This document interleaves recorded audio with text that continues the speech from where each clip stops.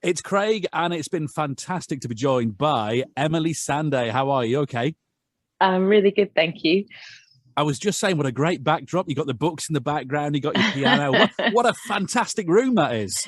Oh, thank you. Yeah, we kind of made sure there's no TV here, and then this is just a place to come and practice piano, meditate on piano, and then get through these books. So it's quite lucky we're locked in here for lockdown. There's no excuse. I have to learn something. Is this room where you do most of your writing for your tunes? Then is this the room that you do a lot of the thought in? Some of it, but then usually I'll just practice here because it's such a lovely piano. I've got a studio downstairs, so that's where it's kind of there's no windows, it's just completely blacked out. So that's where I find I can usually focus the most. It's fantastic. Now, I've been checking out some of your back catalogue. I was looking at Clown last night. That's got 48 million views on YouTube, which is phenomenal when you think about it. I checked you out at the Olympics in 2012. That was great as well. Yeah. You're also, I've seen here, University of Sunderland's Chancellor. What does that involve? Yeah, very honoured to have that role. I've been their Chancellor for almost 2 years now. And it involves, spreading the word about the amazing work they're doing as a university. What I really love about Sunderland University is it really believes that education is equal for everyone. And that's actually where my parents met. And I was born in Sunderland. So it feels like a nice full circle, and just so proud to be associated with the incredible work they're doing. And they have a new med school, which I opened last year. So yeah, I'm just excited about the journey ahead with them in that role. And you got 2018 was an MBE for services to music as well, which is just phenomenal for you, isn't it? Yeah, that was incredible. That was quite a surprise. But yeah, a wonderful day. Now, you've come back with an absolutely awesome tune that I love, Family. Now, if people haven't checked it out, do check it out. It's on our A-list. And I love it because it's a slightly different vibe for you, would you say? Yeah, absolutely. I mean, I think after everything that's happened around the world, my kind of take on it and what kept me going was just embracing every day as completely brand new and not trying to kind of get back to any normal we had before. So it's really inspired me just to go forward and try new things I wouldn't have really necessarily tried before.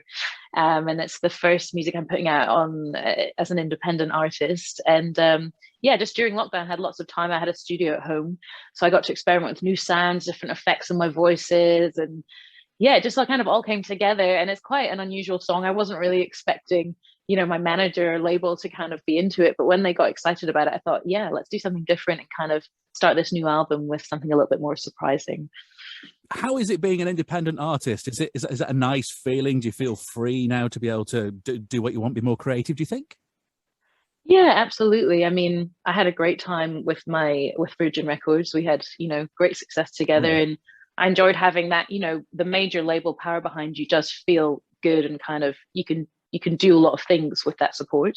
But now I'm just feeling, especially at this time in my life, creatively, personally, it just feels like the complete right fit for me. I'm now with Chrysalis Records, and I'm just enjoying it. Any idea I have, they're just like, let's try that. And everyone's just open to kind of thinking creatively, because obviously you don't have the same budgets, but I just think it forces you to kind of just dig deeper into your imagination. And so far I'm loving it so much, and I feel everything we're making is reflecting that freedom. Why Family then as the track you chose to release to radio? Did it have a certain vibe, a certain sound that you thought, right, this is the one I've been away for a while, this is the one? I guess, I mean, this is, I feel so lucky that the album's finished. So we were able to look through all the songs on the album and really kind of create a plan of how we wanted to release it. And Family, I think we chose this as the opener because lyrically, I feel it's kind of a good introduction, a good explanation where I've been. And I think word for word, it just felt like I was writing in a journal entry when I wrote this song. I wasn't really thinking about trying to make a pop song. So this just felt like if this was the first page in this book, the new album, this would be the kind of perfect introduction. There's a great lyric in Family where it says, my energy levels are 110%. I think that's the right lyric, as if you're saying, right, I'm back and I'm firing all cylinders. I'm ready now. Here I am. Yeah. And, I feel like that, having time to kind of slow down, I mean, being forced to, not being able to do shows. Obviously, I missed connecting with everybody, but it also gave me time to focus in on the music and get better at it. Because I think sometimes you're rushing and you're trying to promote music, and then you're on tour and then something else. And you don't actually get to get better at why you're actually doing it. So I kind of appreciated just having that time to really look at myself and what I needed to improve on. And I just feel that I think everyone having that kind of slowing down, now we're charged up a bit, and it's good lessons for the future. Don't run yourself down too much, because you need that energy. And I'm loving the video for it as well. Where was it set, the video? The video was, we shot it in Pimlico, and we found this, these amazing houses, which strangely are completely, nobody's in them. And we just love the colors, and we wanted to kind of do this one dance in one shot. And Right. that just felt like the perfect place. So that was one shot, that was one take, that whole video then, was it? Oh, no. Oh, right, I was going to say, that's impressive. I wanted it to look like that. I thought, Listen, wow. I'm only starting dancing, man. No, You but, had me believing that then. Is it difficult to actually, because you're singing and miming and dancing, there's a lot going on in there to remember, isn't it? The routine and the lyrics, and is it quite hard? Yeah, I mean, I worked with an incredible choreographer called Liv Lockwood, and she was just, the way she built the dance was so much around the way I sing it. So, because usually I'm really bad at picking up choreography when it's just on the beats, but the fact it was all designed to kind of how I was singing the lines, like, no, all of that, it made it a lot easier for me to pick it up and then kind of perform at the same time. There's a great move where you just bend backwards, a bit like Matrix, a yoga type thing as well, which I thought was really quite cool, that move. Thank you. Really. How long did it take to shoot the video then? It's not all in one, by the way. It took a few. We did that all in a day, actually. I mean, it was quite an intense day, and I'm so thankful to all the dancers that were in it with me, because by the end of the day, we were just, our feet were hurting, our backs. It was just because we'd done that dance so many times. But yeah, we did it all in one day, and it was just such a great day. The energy was great. Everyone was like super humble and giving just that positive vibe that we needed for the song. And next year you'll be on Strictly. No. Oh, please, no. I wouldn't do that to any viewer or myself.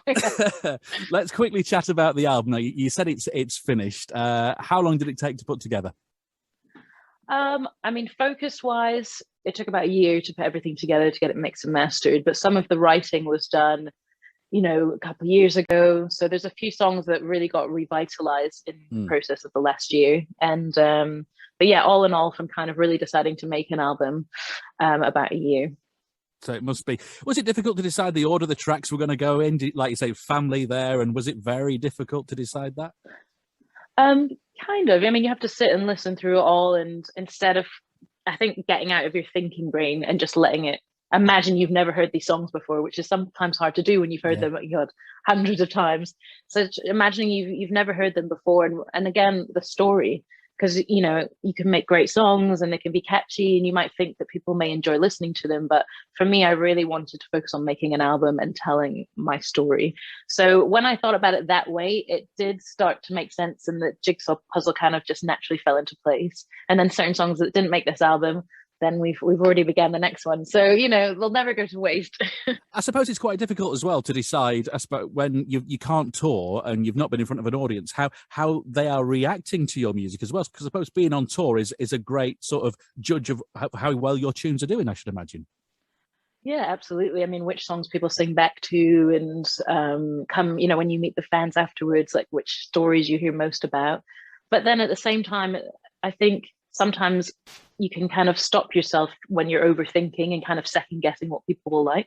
So this time around, I just tried to make music that I really love. And I think the way you perform it, in this recording studio and also on stage, is really determined by how much you actually love it, So I think the more energy you give out, usually kind of fans associate and connect with that. So this time around, I tried not to overthink it too much and just thought, what do I love? What do I love singing? And that will be the most natural performance when I do it.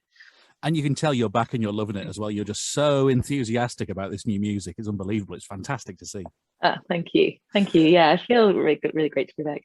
So what's the plans for the future then? Album? Are we going to see you on tour? What's the plans for the next 12 months, let's say? Yeah, definitely. Some shows soon. Well, more singles from the album before it drops. And then the tour, I have a show at the Roundhouse in January. So I'm looking forward to that. And I really want to do a few shows, just piano and vocal, which I've never done a full show like that before. So I'm kind of, That's why I'm in this room a lot, trying to prepare for that. I've got till January. So just kind of getting my head down, getting that ready. And then there'll be we're going to do 2 shows in each city we go to. So one with a full band and one with just piano. Ooh. So if fans want to kind of hear the lyric more or have more of an intimate vibe, they can come to that one. And then if they want to party, we'll have the band. See, I love the piano version. I went to see back in the day Elton John, just on his piano. He played at Chatsworth House. Oh, and wow. there's something really intimate about an artist and a piano and you. It just really strips it back and you really get involved, don't you? Oh, yeah. I mean, last week I was in Hamburg and I went to see Tom Odell perform at a church just on the piano. And that, I mean, I've never seen him live before, but it really blew my mind. And as an introduction to him live, it was just perfect because, you know, you can feel the soul of the artist so much clearer, I think, when it's super stripped. I'm excited to see this. Excited to see what happens. It's fantastic. Well, Emily, if people want to check you out, you're on Facebook, Twitter, Instagram, all that kind of stuff. They can check you out there. Yep. Yeah, absolutely. That's brilliant. Emily, it's been fantastic catching up. Good luck with the album. Good luck with the single. Excellent. And good luck with the tour. And we'll speak again soon, no doubt.